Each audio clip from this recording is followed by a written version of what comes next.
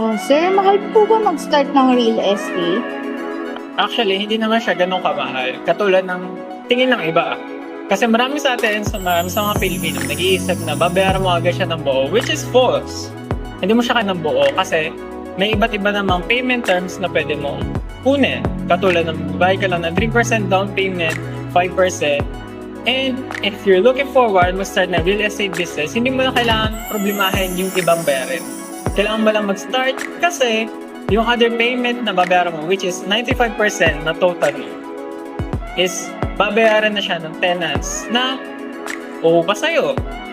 Ganyan, sila yung magbabayad sa'yo ng 95%, pero sa'yo pa rin ang property. Ganun gumagana ang mga real estate investors natin.